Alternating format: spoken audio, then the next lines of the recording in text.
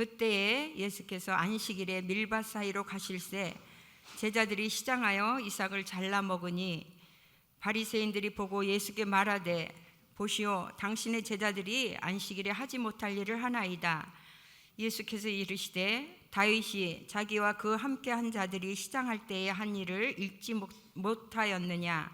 그가 하나님의 전에 들어가서 제사장 외에는 자기나 그 함께한 자들이 먹어서는 안 되는 진설병을 먹지 아니하였느냐.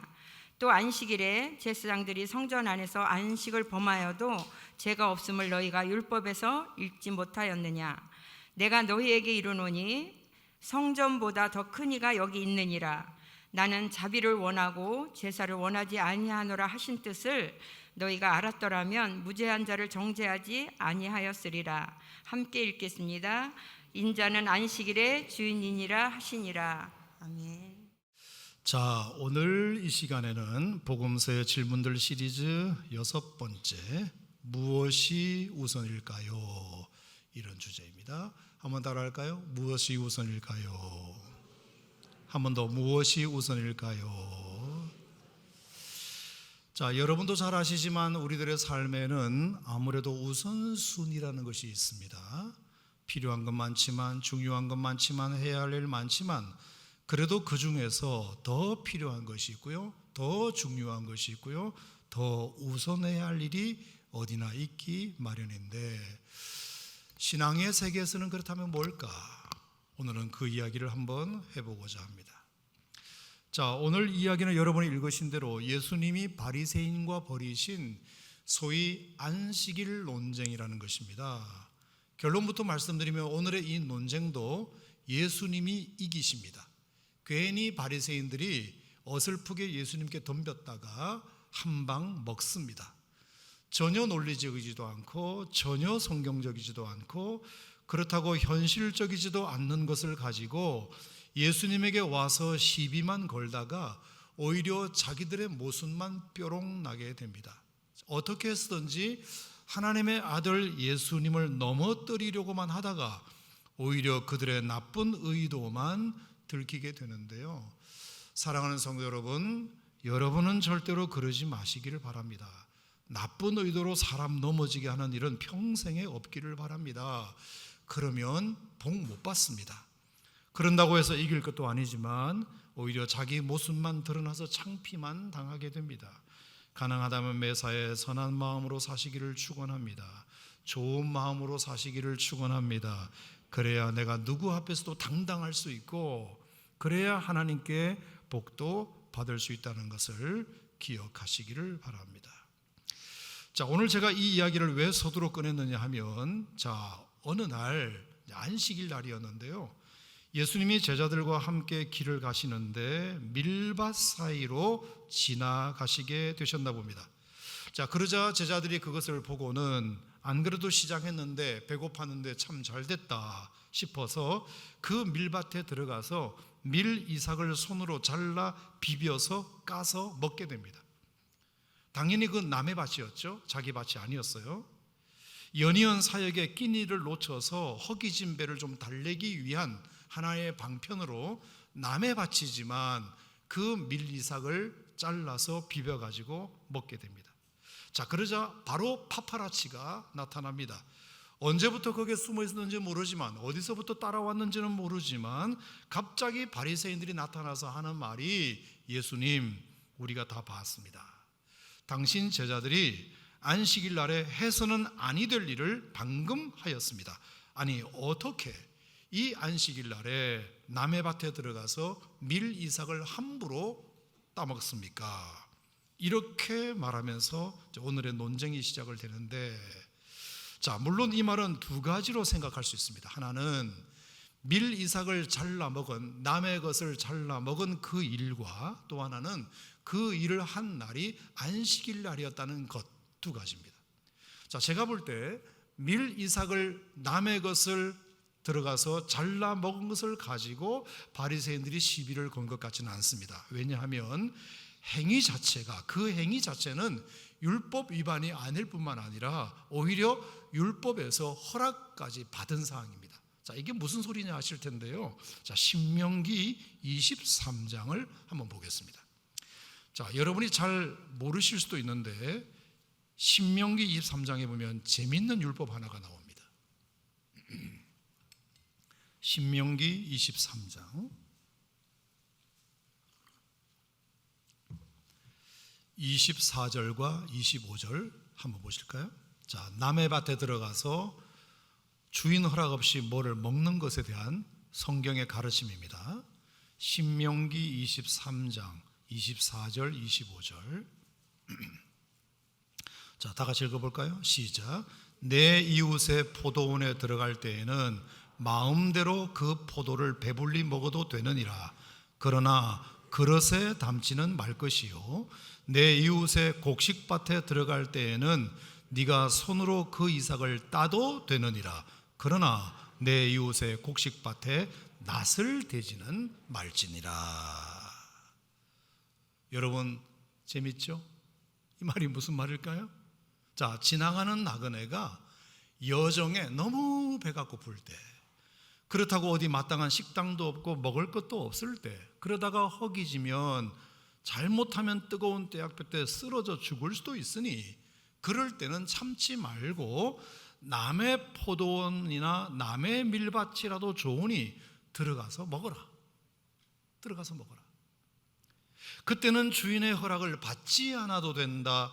혹 주인이 그 모습을 봤다 하더라도 문제 삼지 말아라.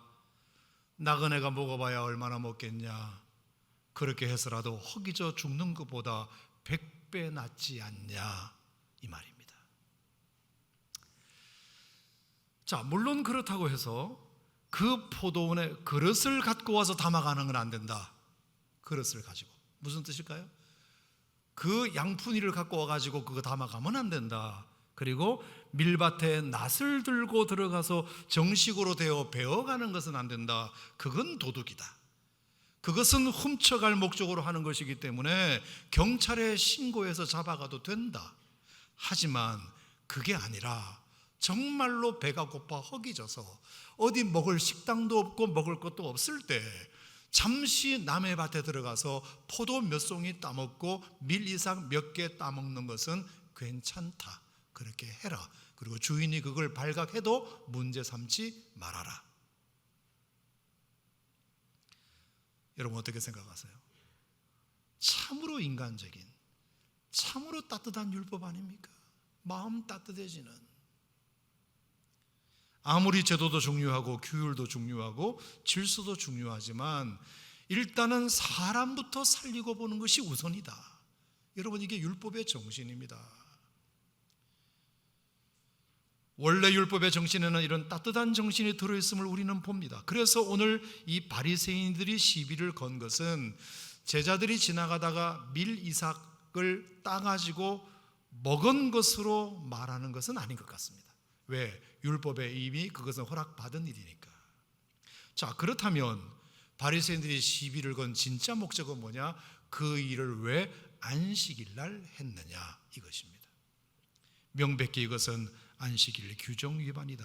자, 여기서 이제 예수님과 바리새인 사이에 포인트가 어긋나기 시작하는데요.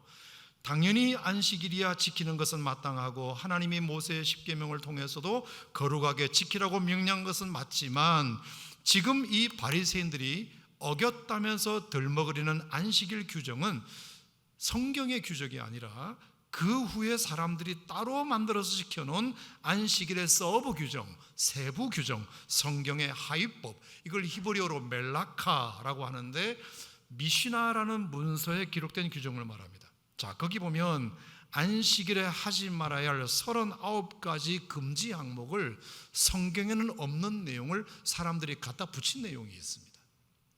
자, 예를 든다면 씨앗을 심거나 뿌리고 씨를 뿌리거나 물주기 해서는 안 돼. 안식일에서는 반죽도 안 되고 굽는 것도 안 되고 털 깎기도 안 돼. 옷을 탈색시키거나 무엇을 짜거나 문지르거나 빗질하거나 씨를 뽑거나 새끼줄을 꼬거나 머리를 닦거나 끈을 매거나 풀거나 바느질하는 것도 안 돼. 병의 뚜껑을 열거나 닫는 것도 안 되며 짐승을 몰거나 잡아 죽이는 것도 안 되며 어디에 선을 긋는 것도 안 되며 심지어 알파벳 글자를 2자 이상 쓰는 것도 안 된다. 그림을 그리는 것도 안 되고 악기를 연주하는 것도 안 되며 전화를 걸거나 받아서도 안 되며 물건을 2m 이상 옮기는 것도 안 된다. 집을 짓거나 허무는 것도 안 되고 과자를 부셔 먹거나 자동차에 시동을 거는 것도 안 된다. 심지어 부부 동침도 안 되고 심지어 엘리베이터에 버튼을 누르는 것도 안 된다. 이게 멜라카, 성경에는 없지만 자기들이 서브 규정으로 만든 그 내용들에 포함되어 있는 내용들입니다. 엘리베이터에 버튼을 눌러도 안 된다. 그래서 지금도 이스라엘에 가면 아주 전통적인 율법을 그대로 지키는 건물에는 안식일 날이 되면 엘리베이터가 매 층마다 자동으로 다 서도록 세팅을 해둡니다. 그래서 10층 건물인데 내가 10층까지 가려면 2층 쓰고 3층 쓰고 4층 쓰고 5층 쓰고 차라리 계단으로 가는 게 낫겠다. 왜? 엘리베이터 버튼을 누르면 안식일 위반이고 노동을 하는 것이기 때문에. 심지어 멜라카에 보면 화장실에 대한 규정도 있어요. 자, 화장실 가서 용변을 보고 나서 휴지를 써야 되잖아요. 그런데 절취선이 있는 화장지를 떼는 건 안 된다. 두루마리 화장지에 절취선이 있잖아요. 그 절취선을 떼서 밑을 닦아서는 안 된다. 그것도 안식일 위반이고 노동이다. 그래서 사람들은 그 규정을 지키려고 안식일날 용변을 보려면 절취선에서 떼어내지 않아도 되는 냅킨 같은 것을 휴지로 사용하거나 아니면 안식일 전에 미리 예상되는 만큼의 화장지를 적당히 잘라서 변기 옆에 떼어 놓아야 된다. 어떻게 생각하십니까? 여러분 하실 수 있겠습니까? 자, 그러니 오늘 제자들이 밀 이삭을 잘라 비벼 까서 먹는 것은 당연히 그들이 만든 규정에 딱 걸리는 겁니다. 보세요. 밀 이삭을 손으로 땄지 않습니까? 이걸 추수로 보는 겁니다. 추수. 그리고 손으로 그것을 비볐지 않습니까? 이걸 타작으로 보는 겁니다. 그리고 그 껍데기를 후 불어가지고 바람에 껍데기를 날리지 않습니까? 이거를 정미, 키질이라고 보는 겁니다. 세 가지 노동을 했다, 제자들이. 그래서 안식일 위반이다. 이걸 가지고 예수님에게 시비를 거는 것입니다. 당신 제자들이 안식일을 위반했다. 자, 여러분 어떻게 생각하세요? 저는 이것을 보면서 오히려 제 눈에 들어온 게 뭔지 아세요? 제가 조금 못된 구석이 있었는지 몰라도 아니 그러는 자기들은 안식일이라면서 예배는 안 드리고 여기 왜 왔어? 이 생각이 먼저 들었어요. 자, 여러분 여기 보면 밀밭이라고 되어 있는데요. 자, 밀밭은 아무래도 도심에서 조금 멀리 떨어져 있는 곳이겠죠. 그런데 그들의 안식일 규정에 보면 어떤 게 있느냐면 안식일 날은 절대로 2000규빗 이상 걸어서는 안 된다는 규정이 있어요. 2000규빗이면 뭐냐? 1규빗이 팔꿈치에서 중지까지인데 45cm로 봅시다. 그러면 45 곱하기 2000 하면 900m입니다. 안식일 날은 무조건 누구도 900m 이상을 걸으면 안 된다. 이런 규정이 있어요. 자, 그러면 이 바리새인들이 지금 밀밭을 지나가는 예수님의 제자들을 파파라치 하려고 여기까지 온 거잖아요. 그러면 자기들이 있는 도심에서 밀밭까지 올리면 적어도 900m 이상은 걸어왔겠지. 자기들은 그렇게 위반해놓고 예수님을 흠잡으려고 따라오다가 그만 900m는 충분히 넘게 떨어져 있을 이 밀밭까지 오게 된 것 아닙니까? 그것도 무슨 전도나 선행을 하려 온 것이 아니라 파파라치 하려고 왔습니다. 이것부터가 규정 위반입니다. 어느 율법에 안식일 날 예배드리지 않고 900m 이상 걸어도 된다, 그리고 남의 파파라치 해도 된다는 규정이 있나요? 그래서 제가 하는 말이 주장이 많으면 모순도 많다. 남을 유난히 많이 비판하는 사람은 자기도 비판받을 일이 그만큼은 있다. 그러니 주장하고 비판하는 것은 되도록이면 삼가하고 주의하자. 동의합니까, 여러분? 자, 그런데 예수님은 이런 지적을, 저 같은 지적을 안 하시고 슬쩍 다윗 이야기를 꺼내세요. 자, 다시 본문으로 돌아갑시다. 자, 마태복음 12장 3절 4절 보시면 다윗 이야기를 꺼내는데요. 자, 예수께서 이르시되 다윗이 자기와 그 함께한 자들이 시장할 때에 한 일을 잃지 못하였느냐. 그가 하나님의 전에 들어가서 제사장 외에는 자기나 그 함께한 자들이 먹어서는 안 될 진설병을 먹지 아니하였느냐. 자, 이게 무슨 말이냐 하면은, 한 번은 다윗이 사울을 피하여 쫓겨다니다가 아히멜렉 제사장, 높 땅에 있는 아히멜렉 제사장에게로 갑니다. 그래서 제사장님, 제가 너무 배가 고픈데 먹을 것 좀 주시면 안 됩니까? 그래서 아히멜렉 제사장이 너무 행세가 초라해 보여가지고 떡을 줍니다. 근데 그 떡이 뭐였느냐 하면은, 제사장들이 왜 그 성소에다가 차려놓는 진설병이라고 있어요. 거룩한 떡이죠. 그 떡을 다윗에게 준 거예요. 근데 원래 규정에 보면 이 떡은 안식일날 새로운 따뜻한 떡으로 갖다 놓고 일주일 전에 갖다 놓은 떡을 이제 물리지 않습니까? 떡을 물리게 되는데, 그 물린 떡은 제사장들만 먹게 되어 있습니다. 근데 물린 그 떡이 마침 있어가지고 배고파서 떡 달라고 하는 다윗에게 그걸 준 거예요. 원래는 제사장들만 먹게 되어 있는데 제사장이 아닌 다윗에게 그걸 준 겁니다. 자, 그 일로 인하여 하나님이 어떤 야단도 치지 않고 어떤 벌도 내리지 않습니다.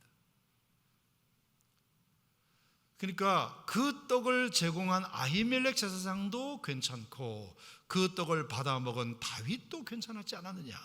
봐라, 다윗도 그렇게 하지 않았느냐, 이 얘기를 하는 겁니다. 지금 규정도 규정이지만 생명을 살리고 선을 행하는 것이 그게 우선이고 안식일의 정신이다, 이 얘기를 하시는 겁니다.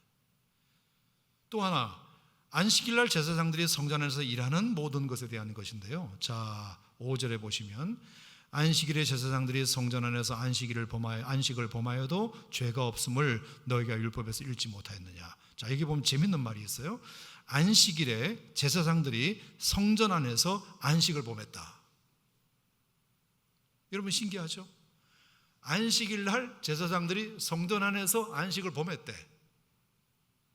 근데도 죄가 없대. 여러분 이 말이 뭘까요?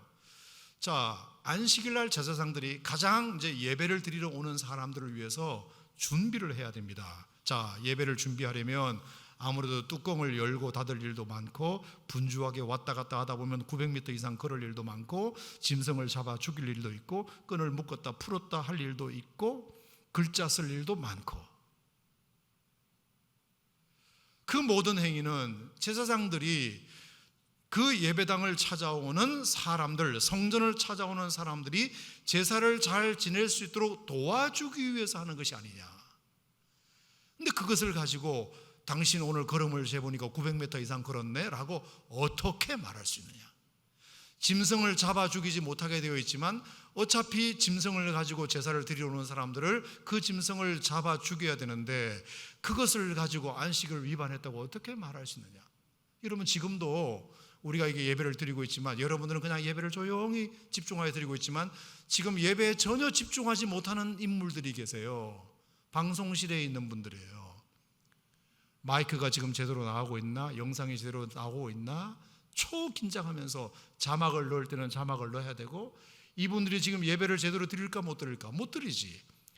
예배당에서 예배를 돕기 위한 사역자가 예배를 못 드리는 거예요. 그렇다고 해서 주일날 예배를 안 드렸다고 말할 수 있나? 성전에서 봉사하는 제사장들이 안식일날 예배드리러 오는 모든 사람들을 돕기 위해서 이리저리 분주하다 보면 짐승을 잡을 일도 있고 글도 쓸 일이 있고 900m 이상을 걸어야 될 일도 있는데 그걸 가지고 안식일을 위반했다고 말할 수 있나? 아니잖아요. 예수님께서 말씀하시기를 나는 성전보다 크다, 그렇게 말씀하셨어요. 성전보다 크다. 그러니까 비록 이곳은 밀밭이지만 성전은 아니지만 나는 성전보다도 큰 자이기 때문에 내 안에서 이루어지는 모든 일들은 다 하나님의 일이라는 것입니다. 그리고 안식일을 만든 사람은 바로 나다. 내가 안식일의 주인이다. 주인의 뜻이 그러한데 누가 이것을 시비 걸 수 있느냐, 이 뜻입니다. 그러면서 예수님께서 하신 말씀이 7절에 나는 자비를 원하고 제사를 원하지 아니하노라 하신 뜻을 너희가 알았으면 좋겠다.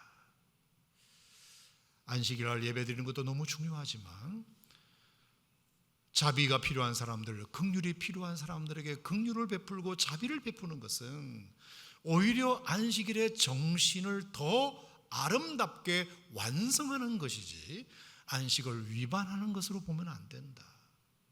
굉장히 중요한 포인트를 사실은 오늘 우리에게 말씀하고 있는지 모릅니다. 자, 그러면 바리새인들은 그것을 알아듣고 우리가 잘못 생각했네. 우리가 너무 율법의 자구에만 매여 있었네. 율법의 그 정신을 잃어버렸네. 이래야 되는데 예수님에게 한번 당한 것에 대한 앙심을 품고 또 하나의 계략을 꾸미게 되는데요. 그게 이제 9절부터 나오는 말씀입니다. 자, 거기 보면 거기에서 떠나 그들의 회당에 들어가시니 한쪽 손 마른 사람이 있는지라 사람들이 예수를 고발하려 하여 물어 이르되 안식일에 병 고치는 것이 옳으니까 이렇게 말을 해요. 자, 여기 보면 다음 안식일 날 예수님이 이제 회당에 들어가셨는데 회당에 들어가 보니까 이 바리새인들이 또 함정을 하나 만들어 놓은 겁니다. 손 마른 환자를 어디서 데려다가 예수님이 오자마자 묻는 겁니다.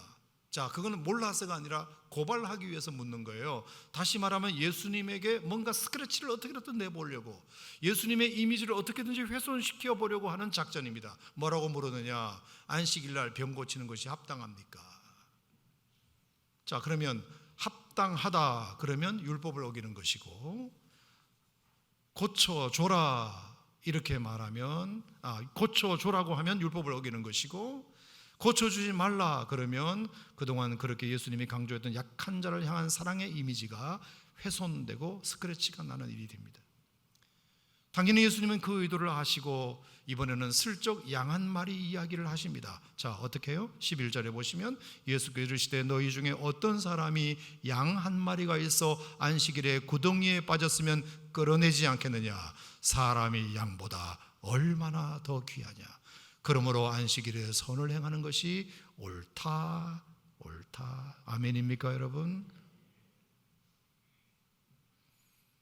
자, 이 일련의 이야기를 통해서 예수님께서 하시는 말씀이 뭘까요? 그러면 오늘 21세기 우리 기독교인으로 살아가는 여러분과 저에게 주는 메시지는 뭘까요? 당연히 안식일은 중요하다. 예배는 너무 중요하다. 가장 우선이다. 하지만 때로는 사람의 생명을 살리고 긍휼을 베풀고 선을 행할 일이 생기면 그게 더 우선이다.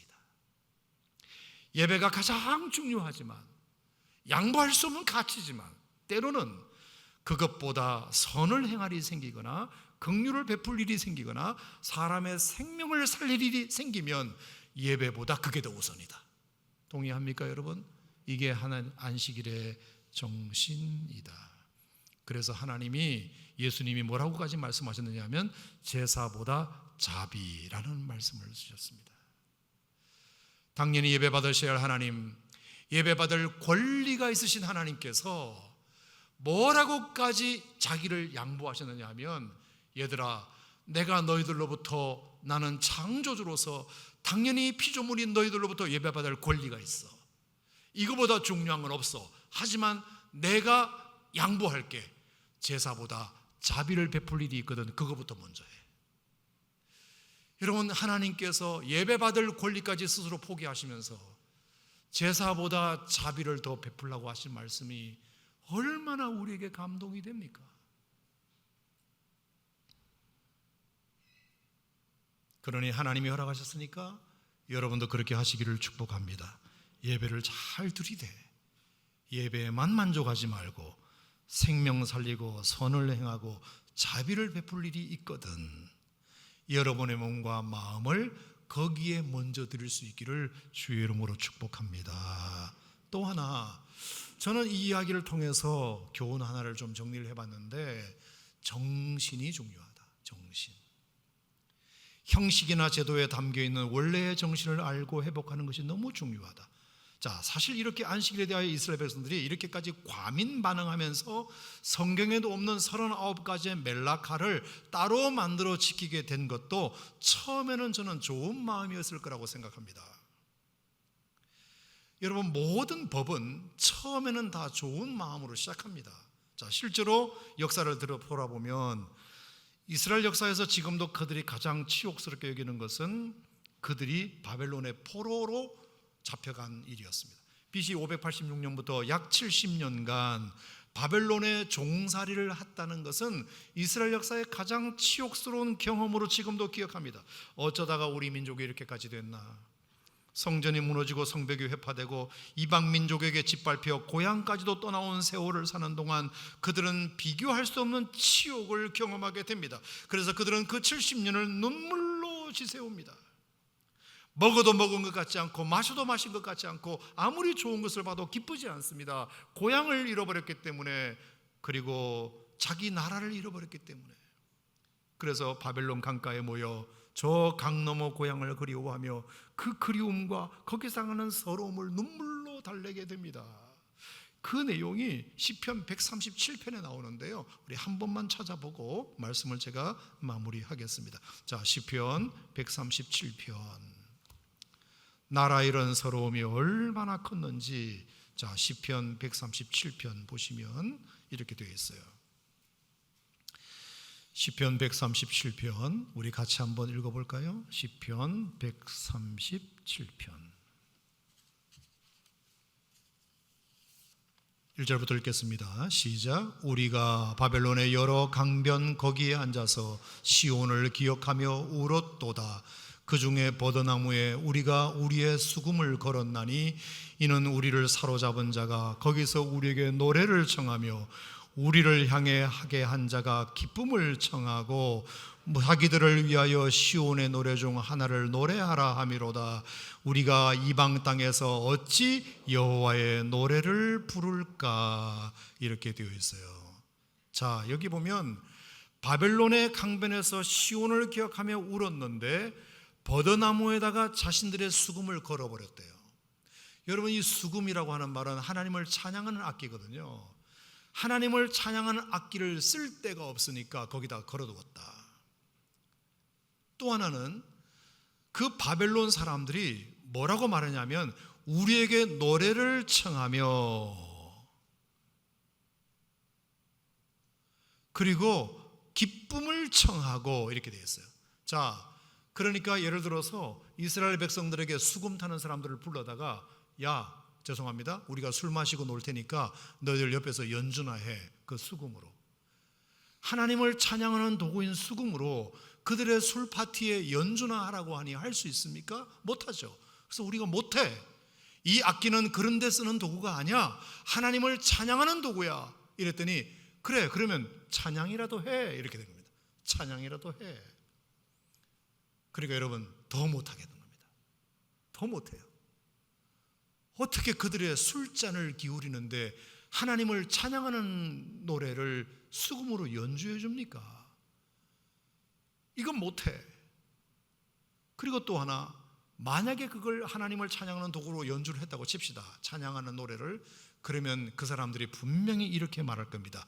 이야, 하하하, 위대하신 여호와인지 뭔지 하는 하나님이, 나는 누군지 모르지만 그 하나님이 왜 너희들을 이렇게 이 모양 이 꼴로 만들어 놨을까? 포로가 되게 했을까? 얼마나 비아냥되겠습니까? 수금으로 하나님을 찬양한다고 찬양하면 그 찬양 소리를 들은 바벨론 사람들이, 그래, 네가 하나님을 그렇게 찬양을 했는데 하나님이 왜 너희 민족을 이 모양 이 꼴로 만들었을까? 우리는 그 하나님도 없는데 이렇게 잘 사는데 너희들은 하나님을 그렇게 섬기면서 왜 이 모양 이 꼴일까? 그 비아냥될 걸 뻔히 아니까 못하겠는 겁니다. 못하겠는 겁니다. 이 수금으로 세상 노래를 연주하자니 그것도 못하겠고, 이 수금으로 하나님을 찬양하자니 그것도 못하겠고, 그래서 그 수금을 버드나무에 걸어두었다.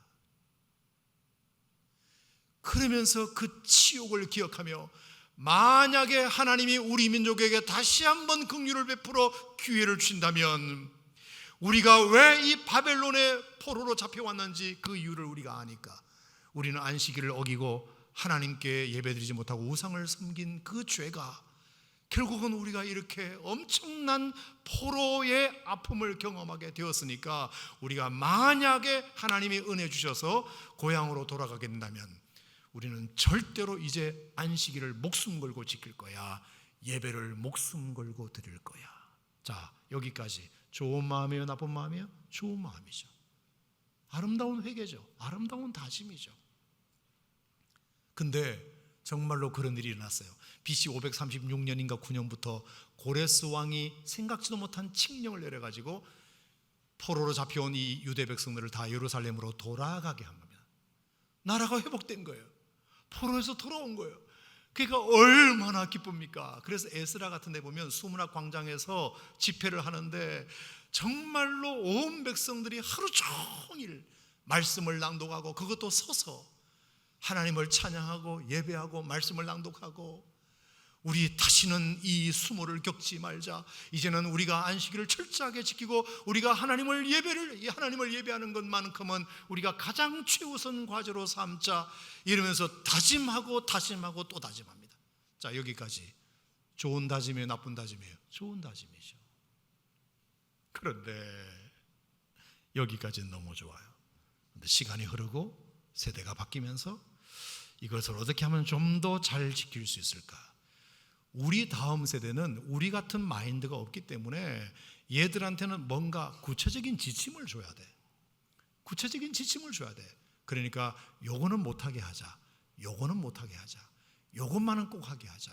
요거는 못하게 하자. 그걸 한두 가지 이제 서브 규정을 달기 시작했고 그렇게 달다 보니까 그게 이제는 900m도 걷지 마라. 버튼도 누르지 마라. 자동차 시동도 걸지 마라. 글도 못 쓰게 해라. 이렇게 규정을 하다 보니까 결국에 그런 마인드가 없는 후대의 사람들은 뭐만 배우는 겁니까? 규정만 배우는 겁니다. 이해가 되시죠? 규정만 배우는 거예요. 정신이 없어요. 왜 그 법이 만들어졌는지에 대한 정신은 없고 여기에 쓰여져 있는 문구만 보고 그것만 지키다 보니까 안 지키는 사람은 정죄하고 비판하고 그리고 마인드는 하나도 없고 형식만 남은 이런 종교가 되어버린 것이에요.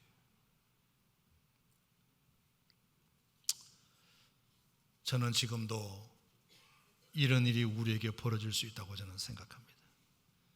우리도 잃어버린 처음 마음, 처음 정신, 나를 위해 피 흘려 십자가에 달려 죽으신 그 예수님의 헌신과 사랑에 눈물 흘리며 감동했던 그 첫사랑과 첫 감격이 누구에게나 있었을 텐데 교회 십자가 내용만 봐도 마음이 설레고 성전에 들어오기만 안 해도 가슴이 뛰었던 때가 여러분에게도 있었을 텐데 처음 집사 직분을 받을 때 나 같은 사람 구원해 주신 것만도 감사한데 이런 직분까지 주시다니 충성스럽게 내가 봉사해야지 죽도록 충성해야지 다짐했던 그런 첫 마음과 첫 각오가 누구에게나 다 있을 텐데 어느덧 세월이 지나 지금은 뭐만 남았느냐. 뭐만 남았느냐. 세대를 걸러 정신이 훼손될 수도 있지만 우리가 처음 마음과 지금 마음을 비교해 봐도 그 정신이 흐려질 수 있다.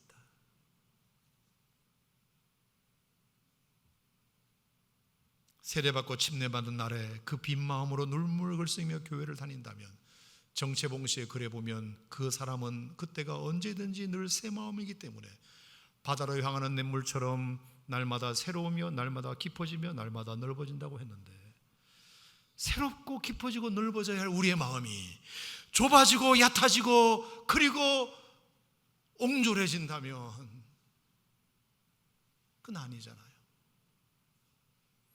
우리가 정신을 잃어버리지 말아야 돼요. 정신. 모든 법에는 정신이 있어요. 모든 제도에는 정신이라는 것이 있어요. 제도에만 얽매여서 정신을 놓쳐버리면 사람이 드라이해지고 형식적인 사람이 되고 가슴뛰이 사라지고 비판만 하고 정죄만 하는 이런 사람이 될 수 있어요. 오늘 제가 드리고 싶은 말씀은 그래서 우리가 우선해야 될 것은 신앙생활에서 가장 우선해야 할 것은 뭐냐? 하나님 마음이다.